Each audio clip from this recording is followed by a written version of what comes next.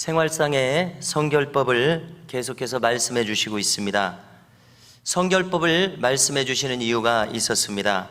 그것은 애굽과 이제 들어갈 가나안의 풍습이 하나님을 대적하는 문화와 풍습이기 때문에 그렇습니다. 하나님의 백성들은 이 세상의 문화를 따라서는 안 됩니다. 하나님의 법도에 따라서 살아야 함을 계속해서 말씀해 주십니다.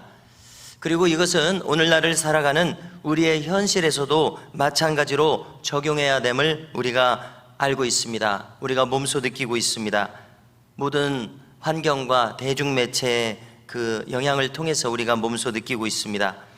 하나님을 대적해서 높아진 문화와 사상, 종교 이런 것들이 도처에 난무하는 이 세상 속에서 참된 신자들은 어떤 언행심사를 가져가야 할지 우리가 정신을 차리고 근신하여 깨어 있어야 할 이런 험한 세상을 살아가고 있습니다. 제가 청소년 때에도 말세지말이라는 말을 들었습니다. 그런데 도처에서 이루어지는 일들을 볼 때 과연 말세를 우리가 살아가고 있구나 느끼게 됩니다. 먼저 하나님은 성적인 성결을 요구하셨습니다. 첫째, 피를 유출하는 것은 제사법적으로 이미 앞에서 부정한 시간들이다 말씀해 주셨는데요, 이 상태에서는 관계하지 마라 금하신 겁니다. 두 번째, 이웃의 아내를 범하지 말 것입니다. 예수님께서도 산상수훈에서 마음의 음욕부터 죄라고 하시면서 우리에게 참으로 높은 수준의 성결을 요구하고 계십니다. 그래서 우리가 주님과 교통하고 소통하며 동행하기를 원하는 우리로서는 주님께서 왜 이렇게 높은 수준을 요구하시는지를 잘 이해해야 되겠습니다. 그렇게 성결함을 추구할 때 우리에게 더 잘 말씀하실 수 있고 우리가 더 잘 들을 수 있다고 믿습니다. 세 번째로는요, 이 몰렉 숭배를 금하셨습니다. 이 몰렉 숭배는 유아를 인신제사로 바치는 의식을 행합니다. 참으로 잔인한 의식이 아닐 수 없습니다. 또한 이렇게 된 이유는 먼저 남녀가 이 의식 중에 또 성교를 하는 것이 포함되어 있습니다. 그래서 문란하고요, 그 결과로 얻은 아이들도 있습니다. 그 아이들을 어떻게 할 도리가 없으니까 또 인신제사로 드리는 것입니다.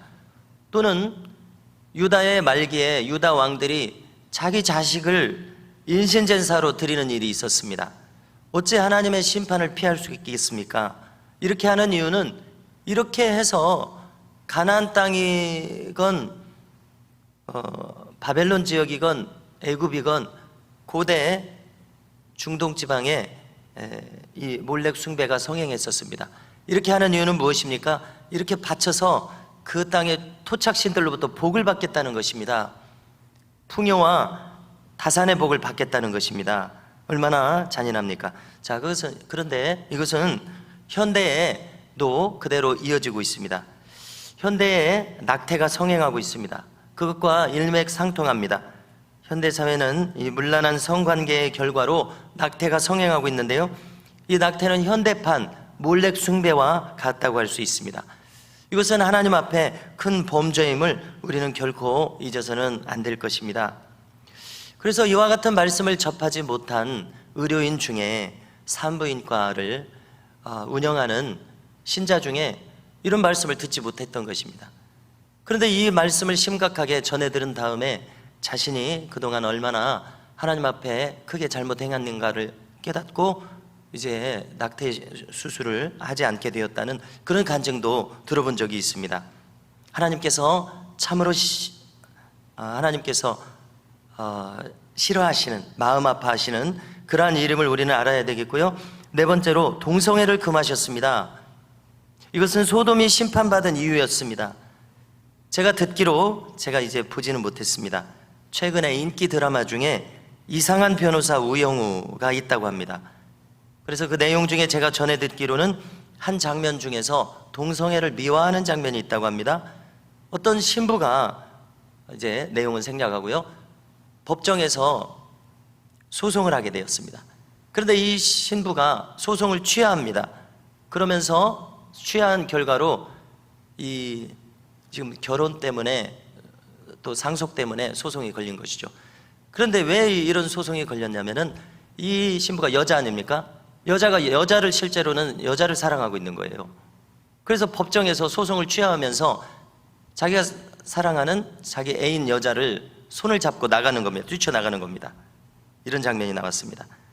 그런데 이 주인공인 우영우 변호사가 그 신부의 모습을 당당하게 여기면서 박수를 치는 그런 분위기, 또 그 방청객들도, 법정의 방청객들도 전혀 이상하게 생각하지 않고 태연한 그런 분위기를 연출했습니다. 자, 이것은 작가, 연출자 이런 사람들이 동조하고 있다는 것입니다. 거기 이제 재정적으로 밑받침되는 모든 그 배경이 되는 세력들이 있다는 것입니다. 그래서 지금 사회가 이렇게 흘러가고 있습니다. 자, 영국과 미국에서도요, 이런 서구 사회에서도 이런 식으로 점차 동성애가 이 대중매체를 통해서 사회에 잠입해 들어왔다는 것입니다. 자, 그런데 우리가 깜짝 놀랄 만한 상황이 있는데요, 네덜란드의 경우에는 놀랍게도 1994년부터 일찍이 차별금지법이 제정이 되어서 문호를 확 개방한 결과 지금 청소년의 50%가 동성애자로 집계되고 있다고 합니다. 얼마나 무서운 일입니까? 그런데 우리나라도 이 차별금지법 제정이 소수의 국회의원들에 의해서 계속해서 상정되고 있습니다. 그러나 우리나라는 이 교계의 강력한 반발로 동성애를 대놓고 조장하는 이 차별금지법 제정이 번번이 막혀 있는 상태입니다. 그래서 우리는 계속해서 이 나라와 민족을 위해서 기도해야 되는 그러한 시대를 살아가고 있습니다. 다섯 번째로 수간을 금하셨습니다. 이 모든 일을 자행하는 것은 스스로를 더럽히는 일임을 명시하신 것입니다. 24절을 보니까요, 너희 앞에서 쫓아내는 족속들이 이 모든 일로 말미암아 더러워졌다, 이렇게 말씀하셨습니다. 또 25절에서는요, 그래서 그 땅도 더러워졌으므로 내가 그 악으로 말미암아 벌하고 그 땅도 스스로 그 주민을 토하여 내느니라, 이렇게 말씀하십니다. 땅도 사람을 토하여 낸다는 이 말씀이 얼마나 인상 깊습니까? 이 표현이 얼마나 강렬합니까? 땅이 사람을 토하여 내는 거예요. 합당치 않으니까요. 그래서 저는 좀 생각을 해봤습니다. 우리나라는 이 수년 동안 출산율이요, OECD 국가에서 최저 1위를 계속 차지하고 있습니다. 한 명도 되지 못합니다. 0점 몇 명입니다. 0점 몇 명이 계속 이어지고 있어서요, 인구 절벽이라는 말이 있습니다. 인구가 계속 유지돼야 되는데 인구 수가 뚝 떨어지는 거예요. 아이들을 출산하지 않는 것입니다. 교육시키기가 어렵고 여러 가지 이유 때문에요. 그래서 이 인구 절벽이라는 말을 실감하는 시대를 이미 맞이했습니다. 제가 어제 뉴스에서도 보니까요, 부산교육청의 한 관계자가 내년에는 수치상으로 초등학교 선생님을 안 뽑아도 된답니다. 2,000명 정도씩 뽑는데 안 뽑아도 지금으로도 충분하다는 거예요. 학생들을 감당하기가요. 이런 시대가 됐습니다. 이렇게 세상은 급변하고 있습니다. 교원대 입학 정원은 크게 이제 줄게 만들 것입니다. 이 또 인구 감소가 지금 당면한 문제로 벌써 지금 부각되지 않았습니까? 국가 경쟁력을 약화시킬 것입니다. 사회 곳곳의 동력을 크게 낮출 것입니다. 이것은 우리 교회도 포함되죠. 주님께서는 이스라엘 백성들에게 경고하셨습니다. 가나안 땅의 풍습을 따른다면 너희도 이전 주민을 그 땅에 토해낸 것 같이 너희도 토해낼 것이다. 그리고 실제로 경고하신 대로 남북왕국은 모두 심판받아 멸망했습니다. 무서운 일입니다. 하나님께서 예고하신 그대로 행하신 결과입니다. 또 우리는 29절의 경고를 받아야 됩니다.